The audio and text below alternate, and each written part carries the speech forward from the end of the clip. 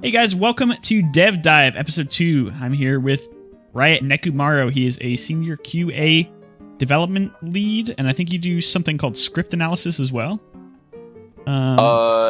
Yeah. So I have a bit of an interesting position at Riot. My title is senior QA analyst, but I don't do very much QA work nowadays. I am basically responsible for the script quality of League of Legends. So when you say script quality, what does that mean to the layman? So there's kind of like two layers you can think of when it comes to making the game work. There is like engine code, which is things like rendering and particles and how like champion movement works, things like that. And that's all written in computer language, C++, stuff like that. And then on top of that is the layer that most of the designers interact with, which is script. Script is usually, if you're familiar with like Unreal Engine, Unity, CryEngine, stuff like that, they are done primarily through like visual interfaces, like kind of drag and drop, change variables, flowchart sort of thing. That's similar to how Bethesda does with their creation engine, sort of like a building block set. Yeah, I'm not familiar with that one, but most likely you're probably on the right track there. Yeah. So I am responsible for making sure that the scripts we have on League of Legends are high quality. They're like sustainable, which means that if we were to have to come back and interact with this in a year, we can do it and it's not going to fall apart. And just that if there are any gaps in the system that we are getting, we're getting those addressed. Like if there's something that we have to special case, which is kind of a thing you want to avoid, where you have to go and write like, oh, by the way, if I'm hitting Lux with this, do this thing instead because there's some weird interaction. We don't want to ever do that because it's really flimsy, right? So if that's we like ever a patch have a situation, that you would do. Okay. Yeah, it's basically a band-aid. So making sure that if we ever have to do that, that we are coming back and addressing it later by creating new code. But yeah, that's the sort of thing that I do nowadays. And also just writing a lot of the script as well. So, okay. Yeah, sorry. So the way we're structuring this episode is a little different than what we've done in the past. It's not going to be this sort of live Q&A. We'll have that after the show ends. Me and my co-host Larry, who's been working on this with me, we've actually sort of developed a list of questions that we think would be a good way to start with the information coming from Jeff, because Jeff is obviously a very knowledgeable person when it comes to this stuff. So his perspective from both a game dev perspective and then also from a player perspective is sort of the questions we formulated. So coming from a dev perspective, Larry wants to know, explain like I'm 5, what do you do at Riot? So we kind of just covered that with your script analysis. Yeah. He also wanted to know. Oh no, go ahead. Oh no, it's basically I work with all of the teams that comprise the League of Legends development to make sure that whatever they're working on is not going to cause any problems for themselves or others in the future. Like that's kind of the easiest way to put it. You operate the safety net. More of I make sure people don't fall off the edge. You operate the safety railing? There's a lot of, I mean, we don't need, like, we're not walking on the same path. I can't like go ahead of them and put the net because they don't even know where they're digging. Like they're going and forging the path, and I'm kind of like, hey, whoa, don't. Careful. Don't go into that volcano. Like go around the side. And sometimes they're already in the fucking volcano, so I have to throw a ladder down. But yeah, and then the ladder gets burned because it's made out of wood, and then you got to make a new ladder. I have the best. I have the best ladders. Don't worry. Oh, you have quality ladders. Quality ladder. All right, coming from a player perspective, this is an interesting question. What would you say the worst / craziest bug is that you've encountered on League of Legends? Like just something that you would never expect, or just anything nutty? Oh, geez. Hmm.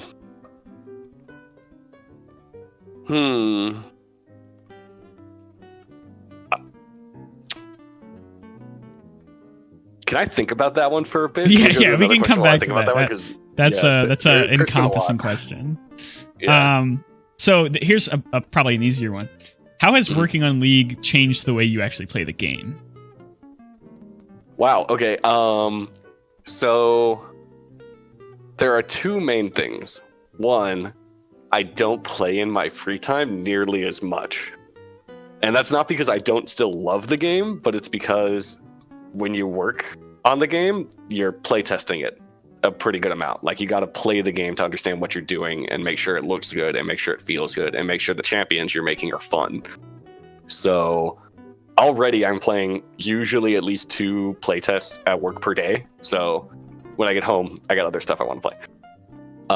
Second, I am way better than I used to be. Way better. One, because I'm a patch ahead, so I know what the good stuff's going to be ahead of time. 2, because, again, I play a lot, and I kind of get forced into playing all sorts of different things. Like, especially when I was working in QA, I didn't have a whole lot of choice into what necessarily I was working on, right? So, like, when I was working on the game systems team for a while, I was working on the mid-season update when we had like dragons and stuff. So in playtests for that, I had to interact with plants, dragons, all that sort of thing. And so I was interacting with the systems more, so I got a better idea of like macro gameplay. And then on Champions team, I have to be able to play a bunch of different champions, so I'm learning all these different mechanics and stuff. So, and also for a while, and it hasn't happened as much lately because they've been better staffed, but I would sub in for the playtest team when they needed people. So after like a little while of getting my ass kicked by those guys, I actually started to play like decently up to their level. Like, still, obviously, I'm not like a challenger player or anything, but I can go into a lane against like, we used to have like Nick Wu on there, and I could not int terribly. So it, they kind of beat that into me, which is nice, I guess. Trial by fire, improving through the forge. That's great. Oh, yeah. No, that's amazing. And I think these are questions that we'll probably ask everyone who comes on the show, and I think that answer is probably going to be consistent. At least I play less in my free time now. Yeah, I mean, like for example, like on the champions team, like a lot of our designers are we kind of run the gamut, right? Like we have some designers who are diamond, we have some designers who are like, I think high silver is our lowest. But even then, you just take them out of, like, you compare them to another high silver player, like they're just much better. They just don't have the time to dedicate, and they also get better playing. They don't play as much on the live server, so they're practicing elsewhere, sort of way that they interact there. So it's kind of deceiving. Yeah. So bouncing off that, is the meta that you see internally, is that a lot different than some of the crazy stuff that happens out here in live? No, by necessity. So we need to make sure that whatever we're playing is representative of what a player is going to have. Sometimes that means that we're going to ignore like really short-term things, like we don't do a whole lot like we didn't playtest funneling, right? Because we knew we wanted to get rid of it when that was a big thing. So our playtest didn't respect that, because we're like, okay, cool, this champion's coming out in like 3 months. We don't need to playtest them with funneling because that's not going to be a thing anymore. But we do make sure to have kind of a representative thing. Like when Victor top lane came out, it's like, okay, cool. Like, I don't think we're necessarily going to get rid of this fully. I don't know. It might still be around. This champion's coming out in a month. Might still be around then. So we should probably put it up against Victor top lane just to see what it's going to face when we put it out in the wild. So that's the sort of thing, is we try to get as close as we can. And we also try to make sure that people aren't playing the same champion over and over. Like, we have a designer on the team who is a Jhin main. We don't let him play Jhin every game, because then all we know is like, oh yeah, how did this AD carry we're making play against Jhin? Oh, okay, cool. We have a really, really good idea of that, but we have no idea how he plays against Caitlyn, Tristana, anything else. It's just that. So we have like some forced diversity as well. Also, they don't let me play Mundo. You're barred, banned for life from Indo. Okay. Yeah. Another bounce off that. Is there anything that you were really expecting to take off in terms of meta, and it didn't? It just kind of fizzled out. It never really became the next big thing. Man, there was. I'm trying to think of the top of my head. There was some cheesy shit that I thought would be really good, and then it never really hit the mainstream. Again, a lot of that kind of comes down to is that because we are the only ones in the world playing this before it comes out, right? Like, we only have that experience, and it's like, oh, yeah, this thing I thought would be really good, it just keeps working really well, but it's like, oh yeah, it's just because the other 9 people in the playtest aren't good at playing the counter to it, and then you let it out of the wild, and it's like everyone else is, so it just turns out to be shit. So I could see the limited amount of people actually working on that sort of aspect would definitely make it a little more difficult to figure out like what's actually because you're working in a very small bubble relative to what's actually going to exist in the real world. Like when we released the champion onto a live server, it has more games in like an hour than it did in the months and months of testing that we had on it. Yeah, it's insane. I'm looking at like the most recent champions on LoLWiki right now to try and see if there's anything that I thought would be crazy that didn't turn out. If I may, when something is obviously so strong or weak that it has to get hot fixed within the very next day or so, is that a failing from the playtest team, or is that something that you expected and just didn't push to live? What is the reasoning behind that? Dark Harvest is a good example. So I don't want to say failing necessarily, because playtest team, they're like, we can't expect them to be like true data, right? Like we kind of ask their opinions on things, and we look and see how it goes in their playtest, but that's never going to be true to life. So we have basically approximation, and most of the time those are pretty spot on, within like a 1% to 2% window of what we estimated. Things like Dark Harvest, again, that sort of comes into what I was talking about earlier, where it's like we have this small sample. We happen to have a lot of people on playtest team who like didn't optimize Dark Harvest well, or like they were playing well against it, or they didn't play Karthus, right? Like that's the other thing, is like sometimes some crazy ass champion comes out of nowhere that nobody plays, and it's just like, oh yeah, this takes a really strong advantage of something we had in development. And because that's not something that we are generally testing around, because again, we're testing around for playtests, for example, we're testing around things that are already kind of known and in the live environment. Like if we were to release Dark Harvest and Karthus still had like his same old win rate, it probably wouldn't look as crazy.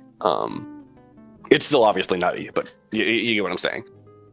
Yeah. I imagine it was something, because I followed it pretty closely. I was a avid user of the previous Dark Harvest, so when it got reworked, I wanted to see what was happening. And the first version that got put out was it was focused a lot more around the stacking damage and a lot less about the base damage. It was I think it had a percentage AP and AD on every stack, which I thought was going to be really cool, but I didn't know how strong it would be.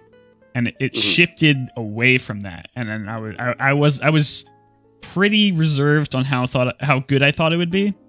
And then it came out and everyone was like, oh my god, this is broken. Yeah, I mean, sometimes we're just wrong, right? Like sometimes we have an understanding that turns out to be off for some reason or another.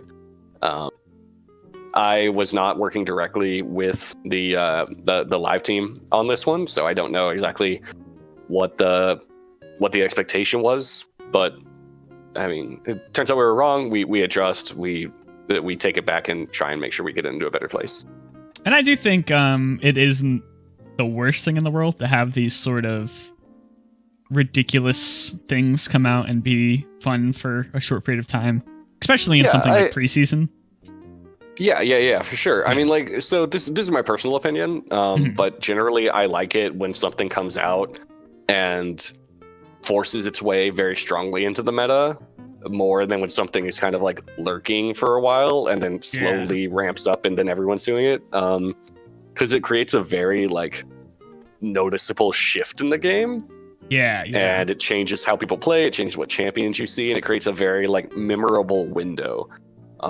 There are times when it goes way too far, like the Juggernaut patch or League of Cleavers. Yes, I was just thinking about that. League of Black Cleavers, Skarner 1.0. Yeah, exactly. So there are obviously times where it's like, okay, that's just way too much. But having big shifts, I think, is actually really fun. I loved the period of time we had where there were fighters and mages in the bot lane. And right now, we're still kind of back to mages being pretty strong in the bot lane. I don't like the reason, because I think the reason is that AD carries are underperforming, and that sucks. But I would love to see a world where you could pick an AD carry, a mage, or a fighter in the bot lane and have some sort of like rock, paper, scissors, but we still have a reasonable and interactive lane for everybody involved. Because I think the game is just more fun that way. It's really interesting because for the past I don't even know how long this has been meta. You really have never had these types of champions interacting this early in the game before. You had short periods of time where there was mages in the support role, but you never really had champions like Ziggs or Karthus or Brand's did it off and on, but you never had these styles of champions fighting this sort of marksman this early. And it's really cool to see that being more common, just like more interactions early game. And you saw a little bit with top lane AD carries, which was kind of meta for a little while last year, I think. You had like Lucian lane. Yeah, I think it was like 2 years ago. It was during the AD carry rework, might have been 2 years. Where AD carries kind of spread out into every role. We had like Corki was the best mid laner. Yeah. We had like I think Lucian top and mid, but not bot lane. And like Kindred jungle was crazy. It was just a whole bunch I think the important weird stuff. Yeah.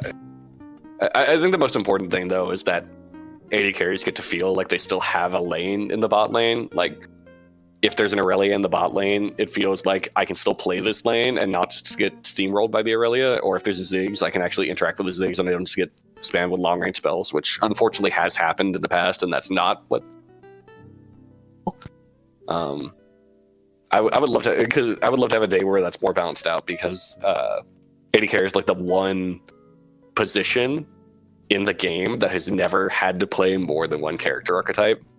Like top lane has had to play everything, jungle has had to play everything, mid has to play pretty much everything. Like even tanks now, support plays like a trifecta of like mage, enchanter, tank sort of thing going on. And AD carry is always over there just like, I right click people. It's like, okay, well, what if you had more options? Like, yeah, that's going to be uncomfortable at first because you're not going to know how to play against that Yasuo and he's going to destroy you. But eventually you'll kind of learn it and balance it out, and we'll have a more interesting interaction there, hopefully. But and obviously you have it's hard to hit. Yeah, you have outliers in that role already with champions like Ezreal and trying to think of another champion that doesn't just right click. Another AD carry that doesn't just right click. Good luck.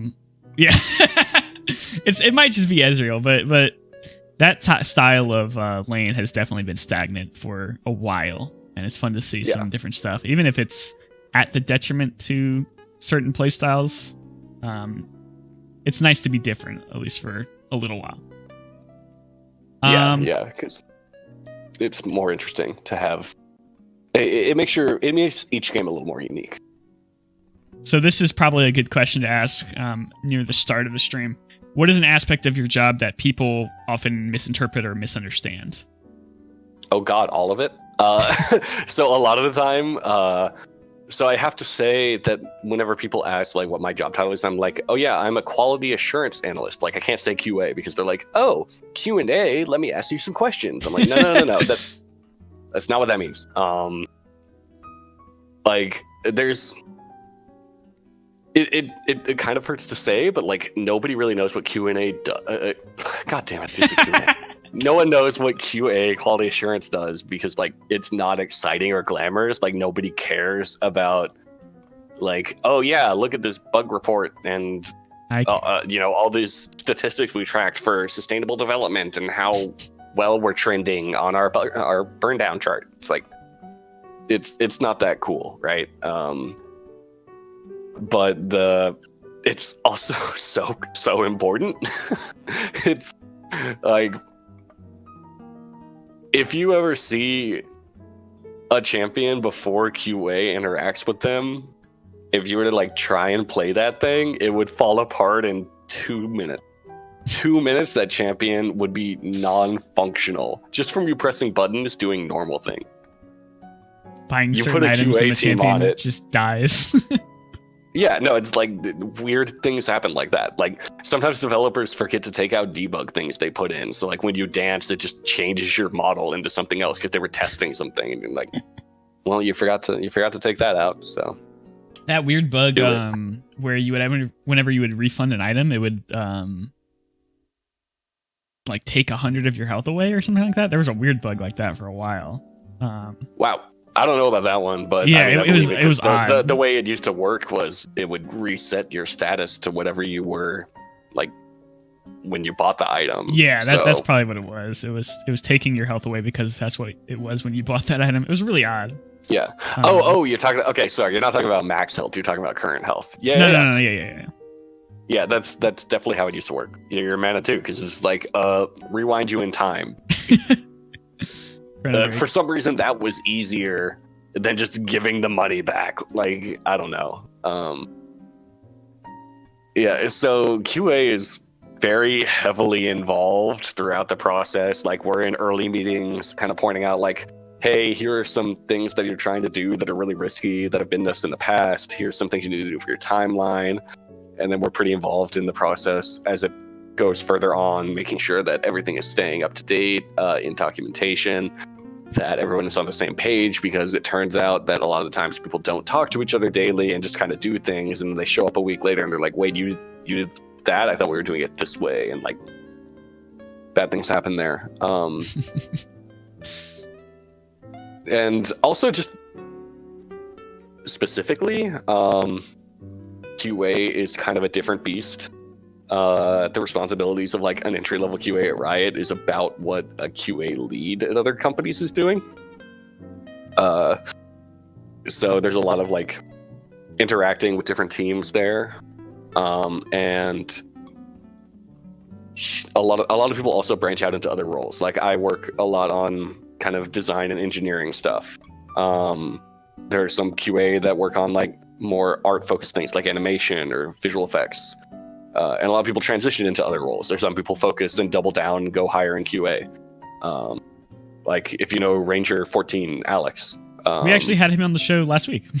Yeah. So he is very heavily focused on making sure QA is the best that QA can be. So he has a very different skill set than I do, or than some of the other QA people on our team do, because we kind of are given the freedom to branch out into things that are of interest to us. And so we kind of have a very skilled team of very diverse individuals is kind of how it turns out. And it creates a pretty interesting situation.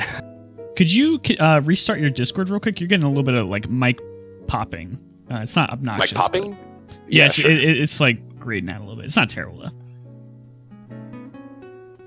I don't know if that was transferring to the stream or not. I just wanted to.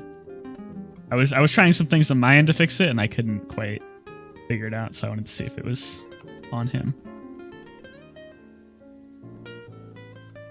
Oh, I killed him. He's not coming back. I offended him. There he is. Howdy. Okay, I'm here. Oh, that sounds better. That sounds better. Yeah, that's way better. Okay, cool. Right, I shut it down and started the whole thing back up. So what you were just saying, I think this is a good question to go into that. If somebody wanted to work in QA, what skills, especially at Riot, what skills would they need to have? Ooh, so a lot of it comes down to communication, both written and verbal, because you need to be able to very clearly communicate to another person what bug is happening, which can get pretty weird, right? Like when we see a lot of bug reports from people, just players out in the wild, they'll like post things on Reddit or on the boards and they'll be like, oh yeah, when I use this spell, it's kind of clunky. Or like, oh yeah, when I right click in this certain pattern, the champion glitches out. And it's like, okay, that doesn't really point at all to what the issue is. It's like they're saying like there's a bug. It's like, yeah, great. That it's doesn't help really anybody hard to actually. That.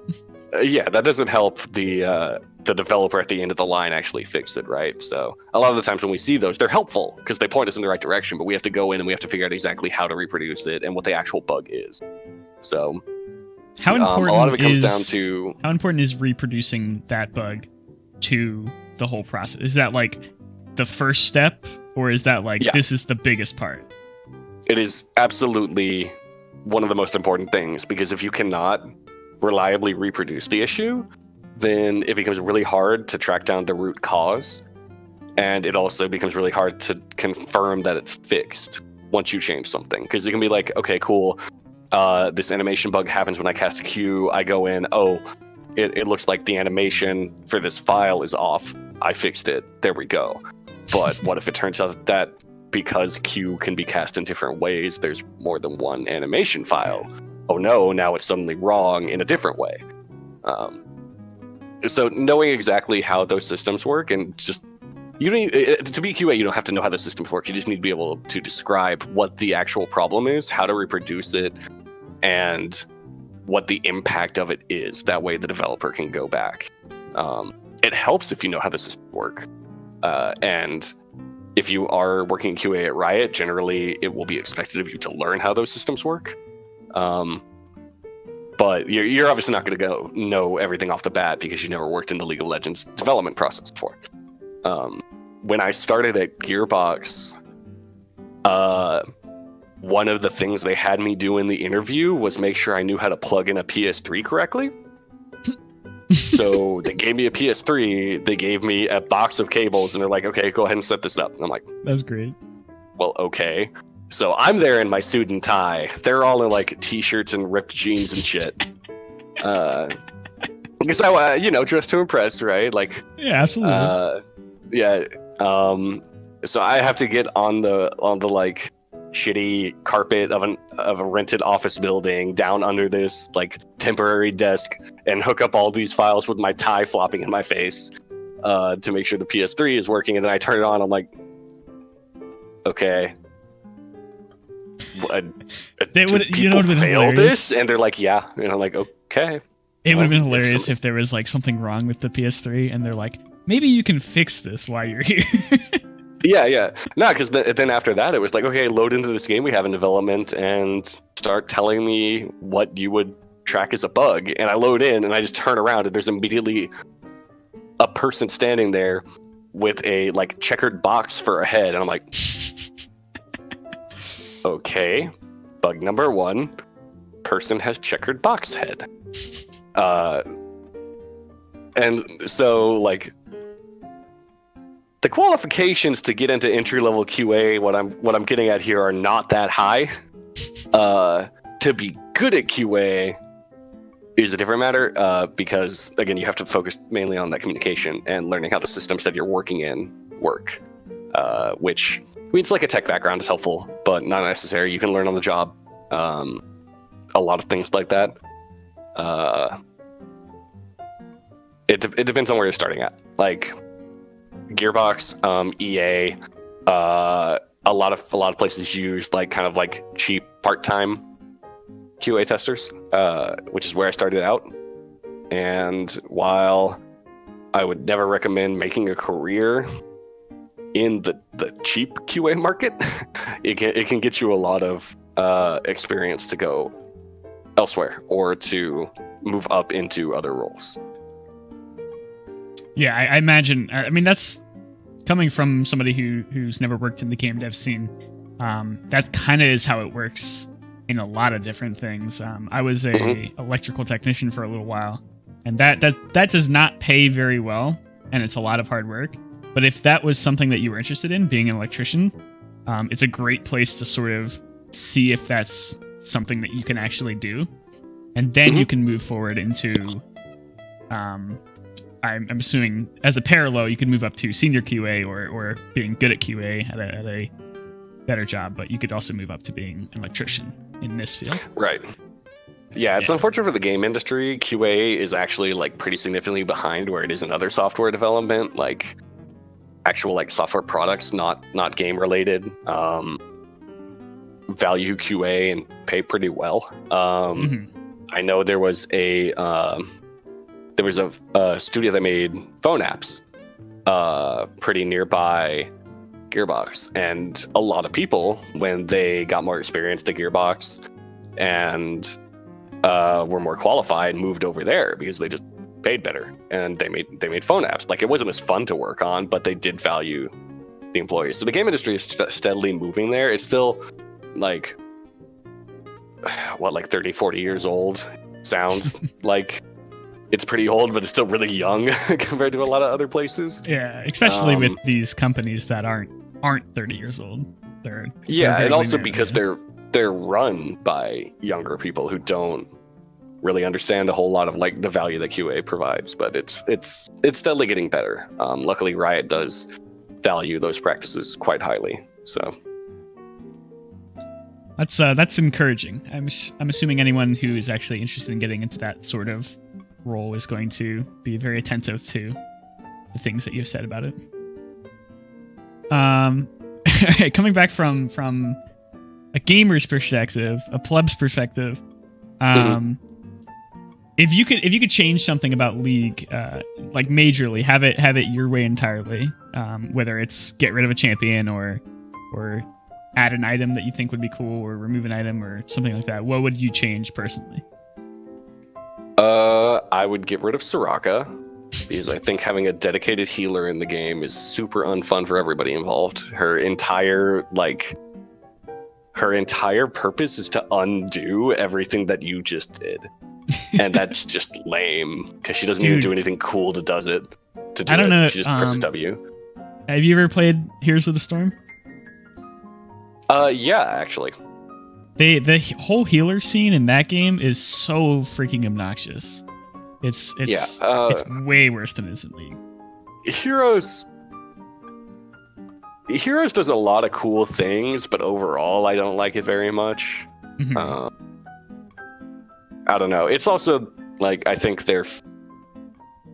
what Blizzard does with a lot of games, and this is my personal opinion on it, is that Blizzard tries to make sure that everyone gets to have like the same amount of fun, which means that nobody feels bad, but nobody feels particularly good either. They do it with like their takedowns. They don't list how many deaths you have or how many kills you have. Like in Heroes, your team levels at the same time, so you never get to feel like, oh, I'm this Fed Zed, I get to carry the game. But you also never feel like you're the 0-10 Zed and you lost your team the game. So that's kind of the trade-off they make. I think having highs and lows is a lot better, but yeah, that was pretty much how I felt about it when I played the game. I'm like, well, everything about this is cool, but the fact that my individual impact on this game is so much more muted than in a game like League or even like an FPS, it's not as fun for me personally. Yeah, that's kind of the takeaway I had as well. But God, they know how to like. Not speaking from a design perspective, but from just like a purely engineering, audio, visual, like Blizzard makes a freaking amazing game. Like looking at Heroes is so nice. The craziest thing about Heroes is that it's done, and I think this is true about Hearthstone too, it's done with the same engine that StarCraft 2 is made off of. Which is mind-boggling. Blizzard's pretty good at what they do. Yeah. In terms of like actually shipping products, it's impressive. And I guess I shouldn't be so mind-boggled by that, because the custom scene in StarCraft 2 is insane. Like, the products that people have made out of that dumb game are actually incredible. The fact that Blizzard made a editor shows how good their underlying tech is. That they're willing to release that to the public, and the public can make sort of like a modified version of their game, and it works. And they can be creative with it, and they can make like all these crazy things without having to hack the game or anything. It's just insane. Yeah, that's pretty impressive. It doesn't sound as crazy to somebody who hasn't worked in games as it does to somebody who has, to actually be like, man, if we let you into League and we're like, yeah, just make a champion, here's your tools. It's like, what tools? Like, we have enough trouble. We have enough problems making champions with the tools that we have available to us. You get a fork, a stick of gum, a CD of Cher, and God, what I would give for a CD of Cher when I'm making a champion. Sorry. Yeah. So going back to that, you said you think dedicated healers like Soraka are something that you morally disagree with. Super duper lame. I used to hate Nunu. Now Nunu's cool, so that's fine.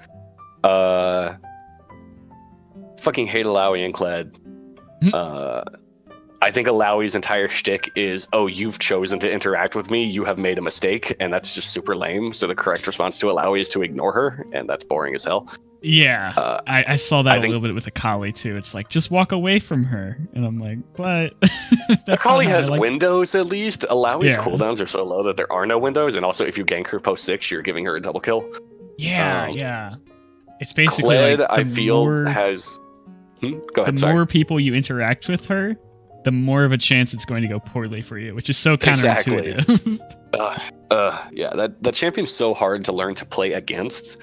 And it hurts even more because she has a really low play rate, so it's really problematic, which is like lame. And then Kled, I just hate because he also kind of has the same thing where it's like, oh, it was a trap to interact with him right now because he's just gonna get more rage back and run you over, and also because Kled doesn't get his most powerful ability is his W. Yeah, and it's a passive, and he doesn't get to control that. Like, you have to choose whether you want to last hit or fight. It's really weird.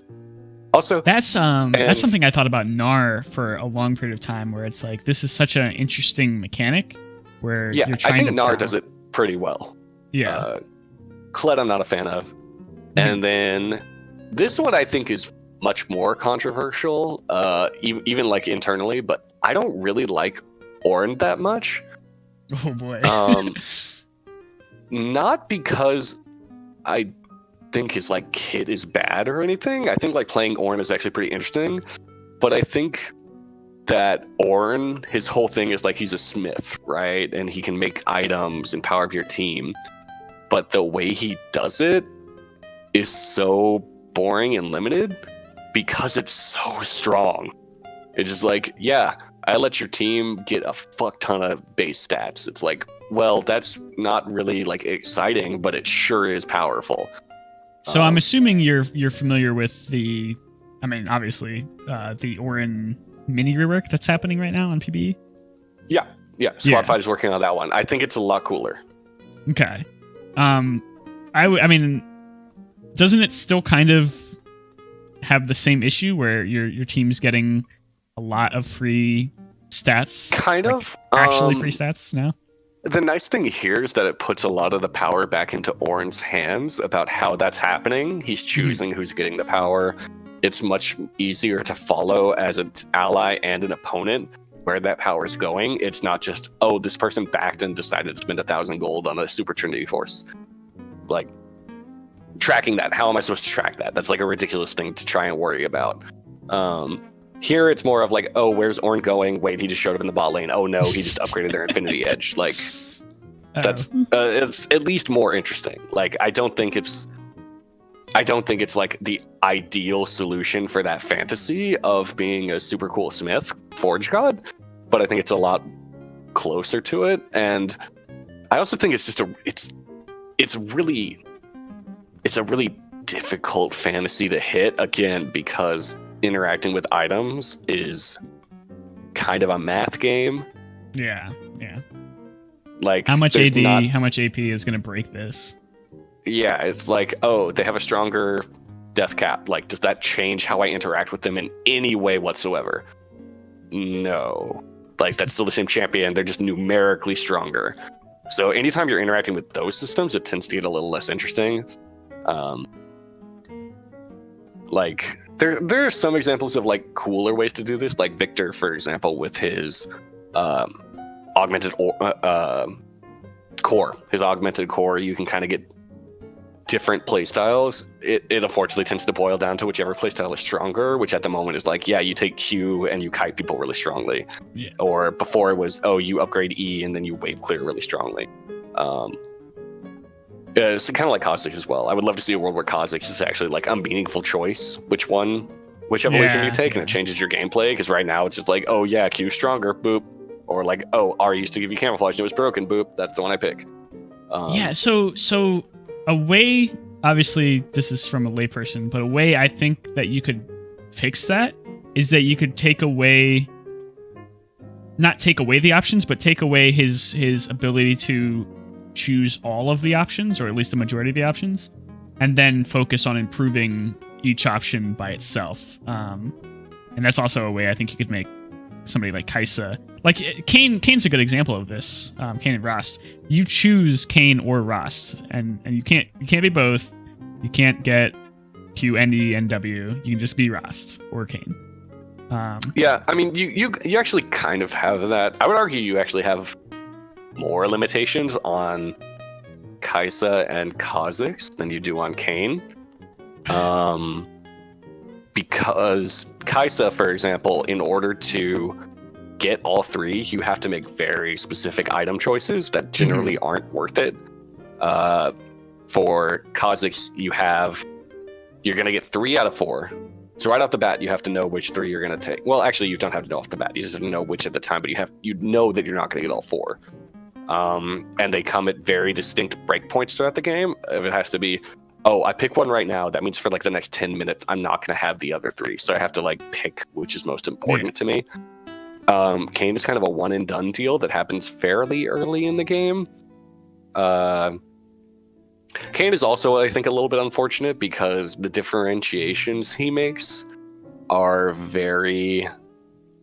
One is just, I'm going to snowball a solo queue game, and one is, I'm going to be a reliable champion. If I had to guess, I'm going to say that you think red form is much more reliable than blue form.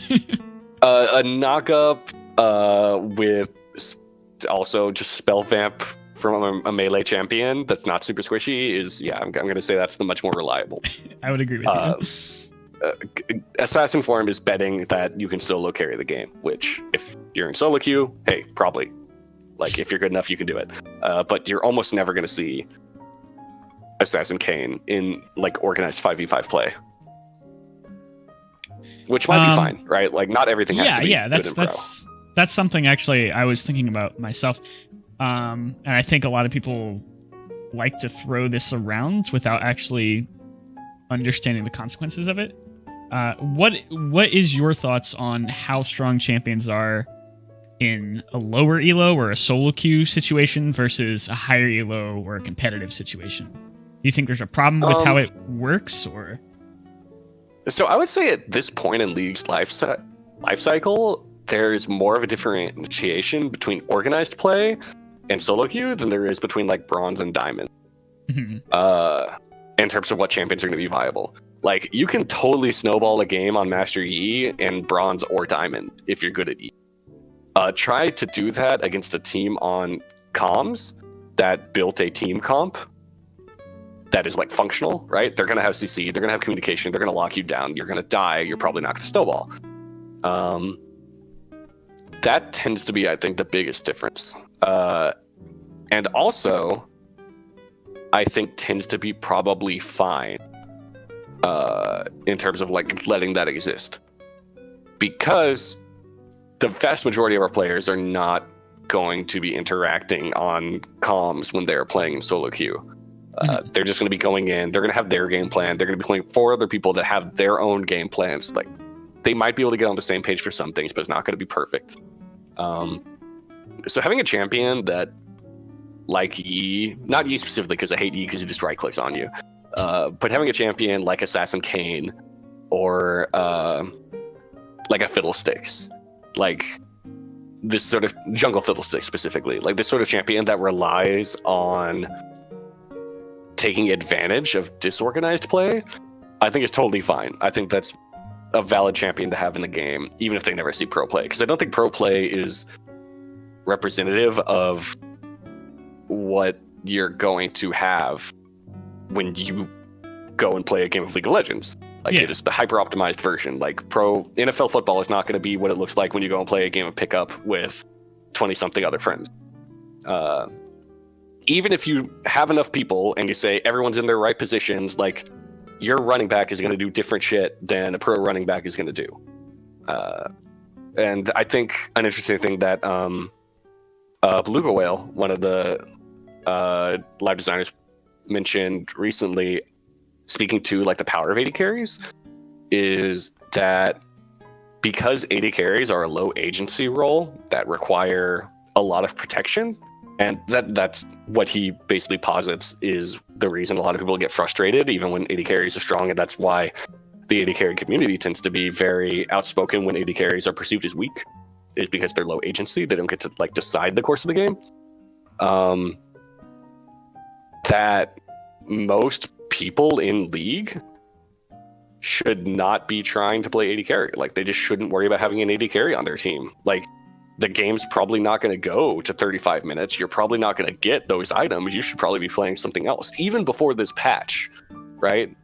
Like, or whenever the patch was that mages started showing up in the bot lane, which was more predominant with Dark Harvest, but it's kind of been wishy-washy this whole year. But just generally, playing an AD carry successfully is probably not the most optimal game plan for you if you are the average League of Legends player. That's kind of what he was getting at there, is that I'm familiar with the post that you're talking to, and I definitely agreed with his synopsis from I mean, I'm not anywhere near as good as anyone else in League of Legends. I'm a gold to platinum player, and even I could see that he was probably right when it comes to the fact that this type of champion is just not going to work out in most of your games. So you're probably better off playing Karthus or Brand or whatever. Right. Yeah, which I think is pretty interesting, really. It's like, it's a much more nuanced example than if you're in bronze, you probably shouldn't play Lee Sin. But it's the same sort of thing, right? It's like, you should take your skill, you should take the skill of everybody in the game with you. You should take the fact that you're not communicating very well, like you're not going to be able to make split-second decisions and rely on your team all up on that. You should take all of that into account when you decide what to play in a given game. And that's not saying that, like, if I'm a Tristana one trick and I'm playing in bronze, like, that's not saying I can't carry a game with Tristana, right? It's just saying, hey, if this is your game plan, you need to understand that there's going to be specific difficulties that you're going to face that pro players do not face. They don't have this problem. And you need to work around that. So piggybacking off that, what are your thoughts on champions that have such a differential between different people who play them? Akali, Azir, Kalista, these champions that can be very incredibly strong in the right hands, but on average, they tend to be pretty terrible. What are your thoughts on those are the ones that I tend to dislike. So what we're kind of talking about here is, instead of having a strategic problem, which is, oh, my AD carry doesn't get enough time to scale up, is a mechanical problem of, I'm not Faker, I can't execute that play, right? Like, the problem we run into there is that you have a champion whose mechanical intensity is so complex that you have to be so skilled to play them at a good level that we can't allow them to be that good, because then they just run over pro play, right? Like, Azir just ran over pro play for forever. because the pros were that good at him. They've put that much time and effort into him, and also they're just that skilled. But you look at him in normal play, and like he seems balanced, right? So the differential there, yeah, exactly. So the differential there, LeBlanc is another good one, is that in order for this champion to not just completely run the pro scene by themselves, they have to be kept weak for the general populace, and that's really problematic. That's the sort of thing we don't want to get into. Personally, I think Rise is kind of towing that line, not just because of his like mechanical combos, but also because the ultimate he has is so strong in organized play and like almost useless in solo queue, that you run into a similar sort of thing. Yeah, it can become.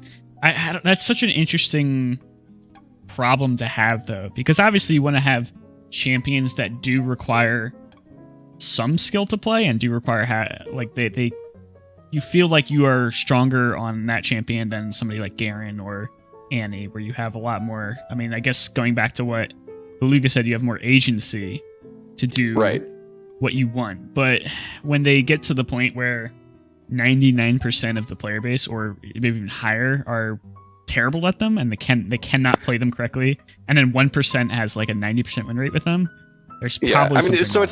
it's not even that differential that's that important. It's that when a champion has such high agency that they override what everyone else in the game is doing. It's like, okay, if I'm playing Azir, and if I play Azir perfectly, I win the game no matter what. Like, nobody else can fight me here.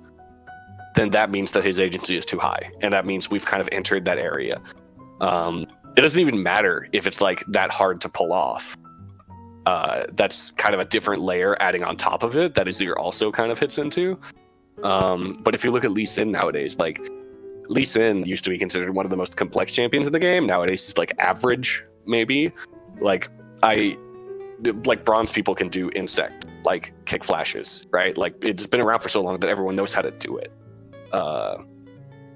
So if Lee Sin for some reason had the same level of agency, even though he has high mechanic and everyone can do it, he would just be way too problematic overall because he kind of like overrides everybody's interactions. But luckily that's not the case anymore, considering we've like adjusted a lot of what he can do over the past couple of years.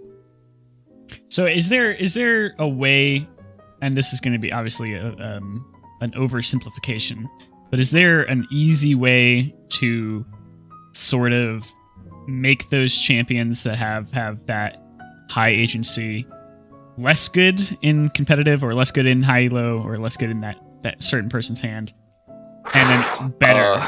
So what I see a lot of from my perspective is you see a lot of utility getting removed or reduced, and then you see damages going higher, or base damages going higher. So what the focus tends to be there is that you have to take power out of the unreliable and difficult things to do and put it into the reliable things, the things that everybody can access, the things that are like, okay, Azir's power used to be loaded into Azir's power budget used to be budgeted around the fact that he could Shurima shuffle people. And it was just like super easy to do, and then everybody bounced off the wall. Now that they can like get over the wall again that it exists, we can put power elsewhere. So we can put power into his just like his soldier auto attacks sort of thing. So you have basically power that's accessible to everybody, and then in order to kind of get like the true power of Azir, you can do these other things like the shuffle, but instead of going like your win rate going up by 20%, it goes up by like 10%. So it's more reasonable, because if you're good at a champion, you should have higher win rate than the average person. Like, that's just how it works, right? You're good at the champion, you should be winning more. So generally we want that curve, the mastery curve is what we call it, of a champion to it depends from champion to champion. Some like Garen are more of like a flat line, than Azir, which is like kind of a steeper slope. But we want to make sure that that ends up in a reasonable spot where it doesn't just go up like 1,000,000% after you've played 500 games. Yeah, okay. That's that actually ties into something that somebody in chat is asking. In your opinion, if you wanted to climb in ranked, would you focus more on playing one specific champion or role, or would you try to spread out what you're doing to learn more about the game? So this is conflicting for me because of the type of player I am. I play every champion. Like, I know every champion. I've played them all a lot. That's what I did even before I joined Riot. Before I joined Riot, I had every champion unlocked except for Fiora and Victor. And I was like 100 IP away from getting Fiora. Victor used to be trash back then. Yeah, Victor's been in the garbage for a long time. Yeah, now he's back in the spotlight. But so I swapped around a lot. I played a ton of stuff. I like to learn all the different things. But I think if you want to climb in ranked, the best thing you can do is main an archetype. Like, probably pick your favorite champion, and then pick like 3 other champions that are similar to them, and kind of get those into your pool as well, and try to climb with that. Like, at least have a little bit of wiggle room there, because then you can also learn what it's like to play as these champions, so you know how to play against them better. And that's one of the most important things to know, I think, in League for climbing, is knowing how to play against other champions.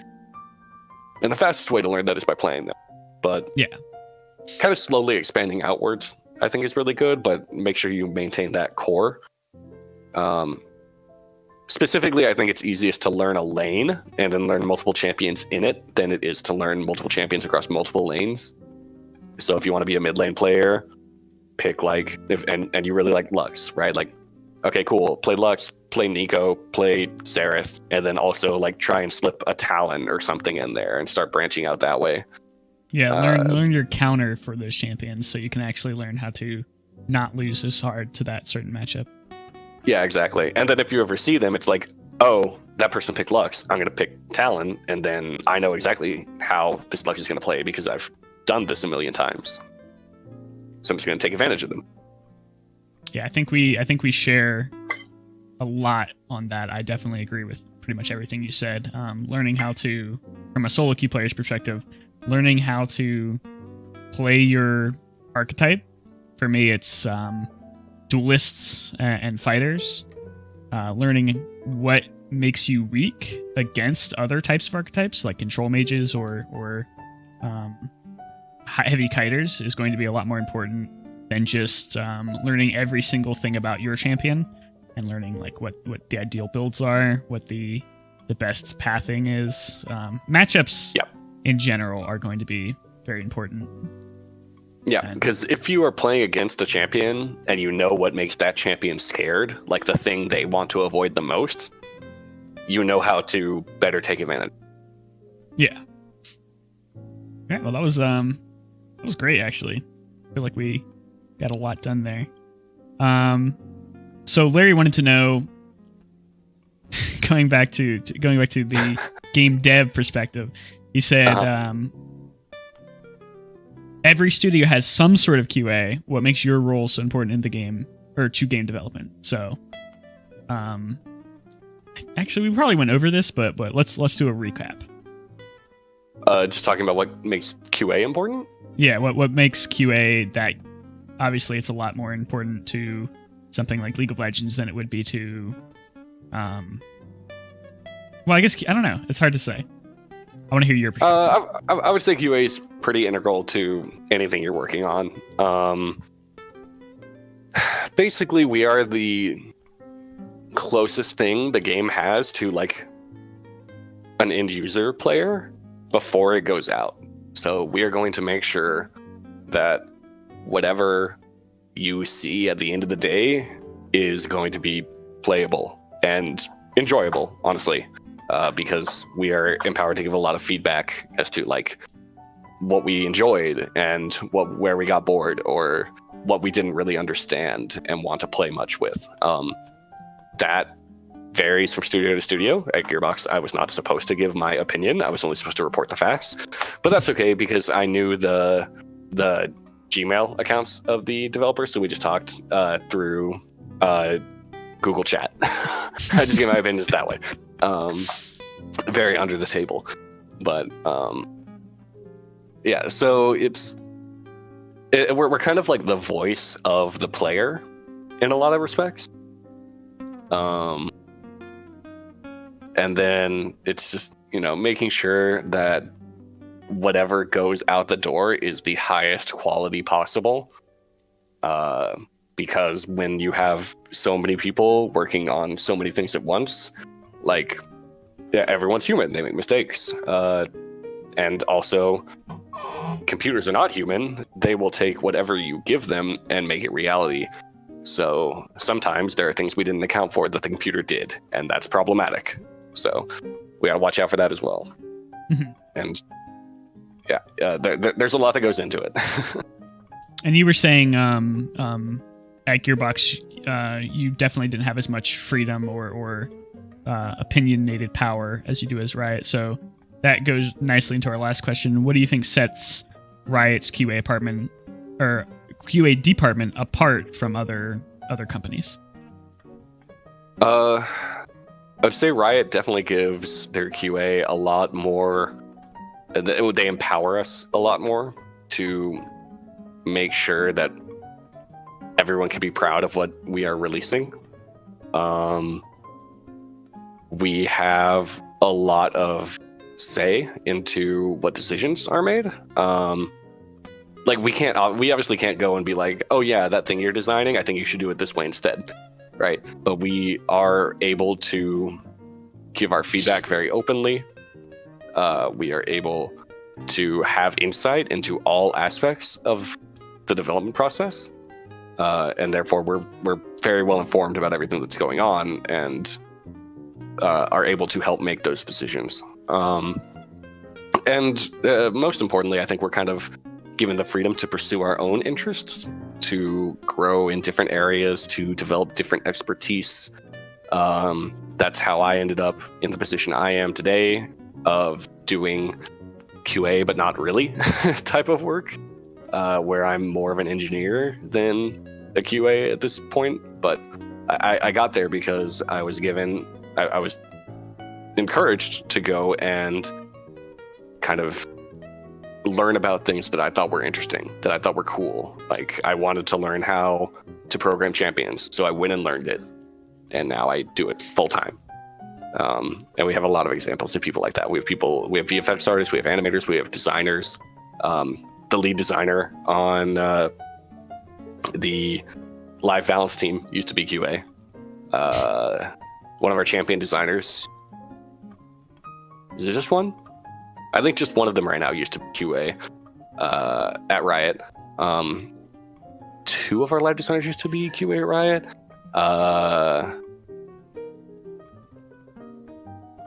Couple of our engineers, like it's pretty crazy how many people kind of like pursued their own ambitions and interests while they were working in QA and managed to transition into other roles because of it. And then also we have people like who are running the QA department now, who the lead of QA actually right now started at the same time I did, because they obviously started in a higher management position than I did, but they've been that's been their focus. It's been they wanted to move into management, so that's where they are now. That's incredible. I really like the fact that you're not sort of stuck in any sort of position. You have some sort of lateral movement in a company like that. That's very encouraging. I'm assuming anyone who is interested in working at Riot or interested in working in game development as a whole probably really likes to hear that, because they might not want to work in one department forever. They might want to spread out. Yeah, and that used to not be very common in most game studios. I still don't think it is. I think Riot's still kind of like on the forefront of that, but I think the industry is growing, and I think they're learning a lot of things, and I think that it's becoming more accessible overall as time goes on. That's awesome. Okay. So going back to my perspective as a consumer, well, we went over most of these. So how important to you is other people's perspectives on your work? So obviously, as a script engineer, you're making this product for a very large group of people. Do you get a lot of feedback on that, or are you kind of just blazing your own path and figuring it out? Feedback from who necessarily? Like other rioters or like community? Well, if you were making, I'm having a hard time articulating this. If you were making something new, for example, if you were making a new system to test a new form of CC or something like that, how important are the people who are designing that CC? Like, do they give you a lot of feedback, or are you kind of just working with them and trying to figure out how that's going to work? There's definitely a lot of communication both ways. I'm not sure I would like necessarily say feedback, unless like it doesn't work. Like then the feedback is like fix it. But there's a lot of like, hey, what sort of things do you need to be able to adjust for this to be good for you? Like, do you need to be able to tune this specific number? Like, how many variables do I need to give you? Because sometimes they want to do something like, oh yeah, and I want to slow the rate at which like a certain animation plays when you're under this effect. And it's like, oh well, we didn't account for any animation stuff, so okay, cool, I'll go and add that. Or hey, I want this to interact with this other type of CC way. It's like, oh well, cool, now I need to create a system to interact with all CCs because I don't want to just special case it and add just like, oh hey, by the way, if you interact with this thing, do this. It has to be a way of like, okay, this is a system that we can build on and continue to interact with in case we add another CC someday and we want it to do something here. So getting an idea of what they want to do, what I've made for them already is doing well, what it's lacking, what other like dream ideas they might have in the future that I can go ahead and like get a jump start on is really important to make sure that whatever I eventually put into the code is going to meet their needs in the future. Because once I've finished up a project like that, it's hard for me to go back and, you know, make big changes because I've already moved on to the next thing. So what do you think? What do you think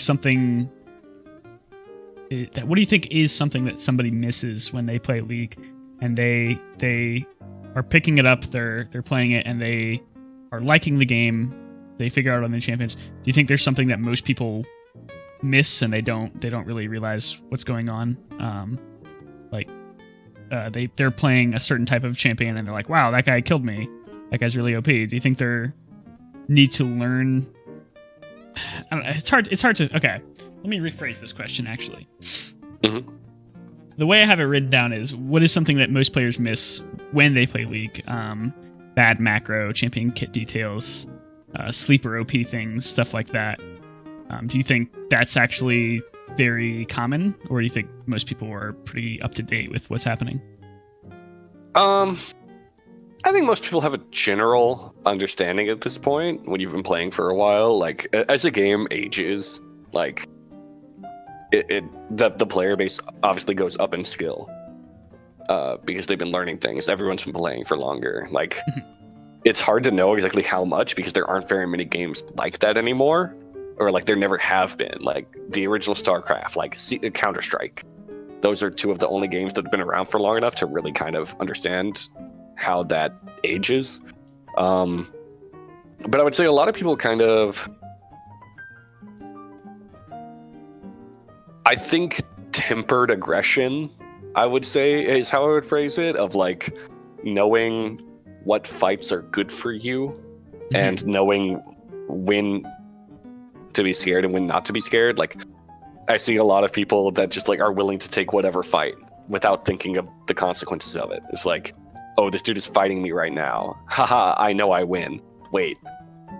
that seems obvious to everyone. Why is he fighting me right now? Why is he fighting me? What's going on Baron? What's going on Dragon? Yeah, exactly. Yeah. So there's a lot of like thinking beyond the consequences of the fight as it's happening right now tends to be something that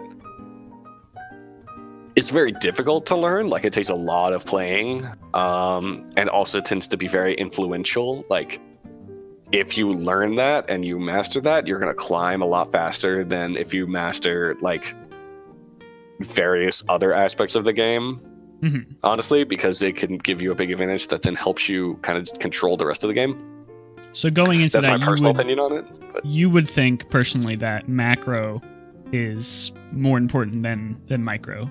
Learning when to do what to do when, where versus like actually learning champion stuff. Kind of like there's some form of micro in this as well, right? It's like, can I win this fight in the first place? Like, you need to understand that. I would consider that to be micro in that, like, can I 1v1 a Tryndamere successfully? That doesn't really, like, the state of the macro game doesn't really care that much about that. In terms of that second of fighting. So I think you need to learn a little bit of both there, but it's like focusing in different areas of micro and macro. Champion interactions is probably the biggest one there. Because like, it doesn't matter how many dragons the other team has if, you know, you're taking advantage of their absence or you're still winning fights in side lanes. It depends based on the role as well. Like, I think this is probably most important with jungle in kind of understanding what the flow of the map means to you. But it's very important for every lane as well. It's weird because it's kind of like a game sense that you build up over time that in the heat of the moment, you probably couldn't explain why you feel a certain way, like why you feel like, I have a bad feeling about this play. But if you were to like pause it and look at it, you'd be able to point out exactly why. It's like, oh, I haven't seen this Zed in the last 5 minutes. Like, that's probably why I feel pretty bad about this engage. So just building up that sense, I think, is going to serve you very well as a player.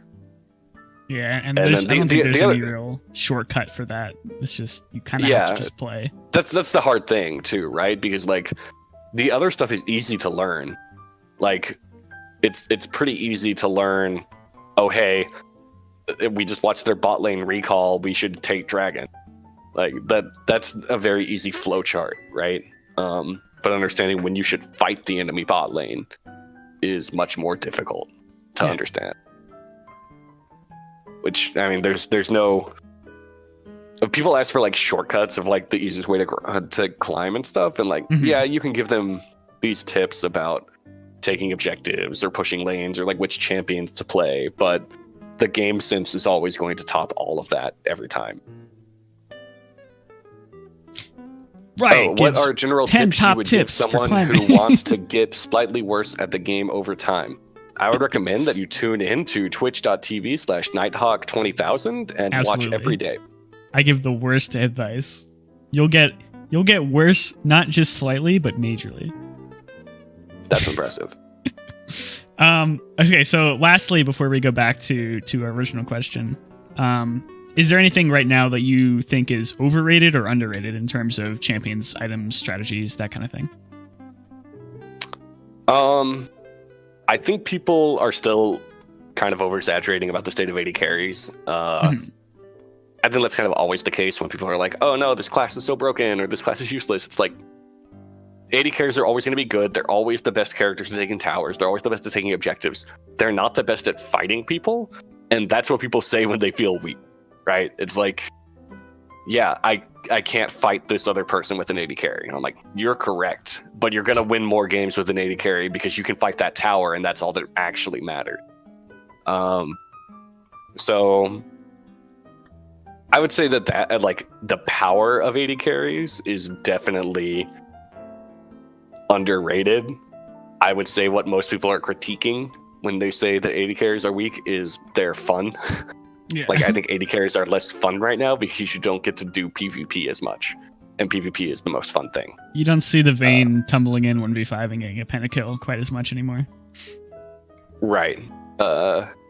So yeah, obviously fighting enemy champions is more fun than right-clicking towers.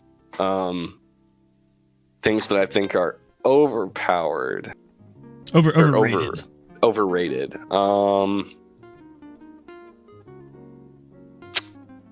I mean, the crazy thing right now is Karthus, but that's not overrated. That's actually broken.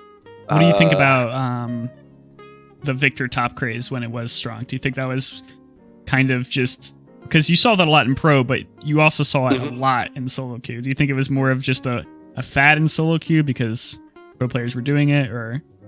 Honestly, I think that sort of thing is probably better in solo queue than pro. Like. The fact that teleport was the most taken summoner in top lane for years in outside of pro play, I think it's just wrong. Like, I'm pretty sure you're gonna win more games with Ignite. Like, no offense, average player, but you don't know how to use teleport.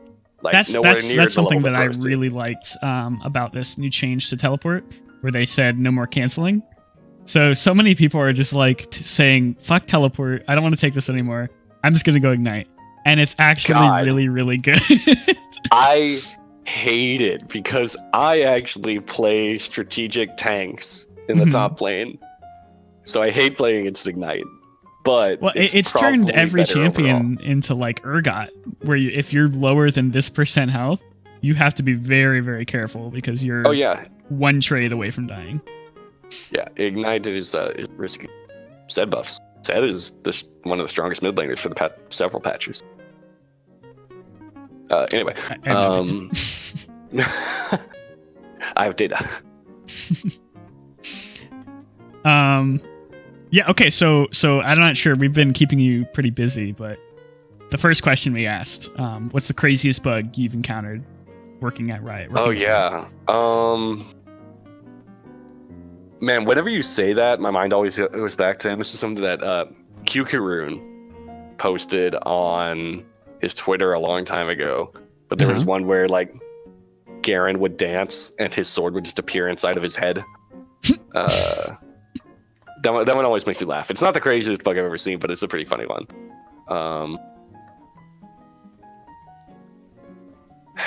Gut feeling. Craziest. Doesn't have to actually be like the number one craziest. I mean, it's like it sucks because my view of crazy is different from the average player's view of crazy. There was one time I accidentally introduced a bug for Xinjiao that lowered his win rate by like a big amount. I don't want to say how much, but a big amount. Oof. And I'm like, man, that was crazy. I shouldn't. Do you want to say what the bug was? Or was this recent, or is this like? It was a couple of years ago. It was back when like Static Shiv came out, because I had to. Basically, the problem was his Q was done in such a way that it didn't interact well with auto attack items like Static Shiv. So I had to rescript it, and I'm still not willing to take full blame on this one because it went through QA, and I told them to make sure that it had the same effect as live. And it still slipped through, but so wait, what was the bug? It wasn't proccing Static Shiv? It was a bug with the Q itself. The Q was having it wasn't resetting the timer appropriately when you would auto attack people. Oh, okay. So it was running out too fast, and people weren't able to get knockups on it. We fixed it like immediately, but the win rate report came out for that patch. And Xinjiao was way lower than before, and I'm just looking at that like, oof. I did something wrong. I don't know what, but so I had to immediately try and figure that out. It turned out to be a pretty easy fix, but still. I think that was pretty much everything I had prepared. We did such a good job at segueing from question to question. I feel like we answered multiple questions in one big section. So thank you so much for your time. I really appreciate it. This is probably going to be the end of the show, this part of the show. If you're willing, I'd love to have you stick around for a QA with the chat. I know we have some people in here who are interested in that. Yeah, I can stick around for a bit. All right, awesome. So thank you for coming out, everyone who came to watch this part of the show live and who is watching later on YouTube or whatever way you're watching this. In the future, we're going to be having more guests. We have some lined up. I don't know if I can actually give away who they are yet, but stay tuned on my Twitter, on Larry's Twitter, which I'll show right here. We'll be announcing future guests. I think that you guys, if you're familiar at all with the Riot scene, you'll probably recognize a couple of the faces coming in the future. So I appreciate everyone who came out. This is a work in progress, so this is something that we want to keep improving. So if you have any feedback, please let us know, whether it's on Twitter, in my Discord, which you can find at discord.gg/Nighthawk, or any way you can get in touch with me. I'd really like to keep this thing improving over the course of the next few weeks, and then settle on something that we find that is the best that we can do. And just thank you so much to everyone who came out, and thank you again to Jeff for dedicating this hour and a half of his life to answering my silly questions. So, thanks a lot, guys, and let's move on to the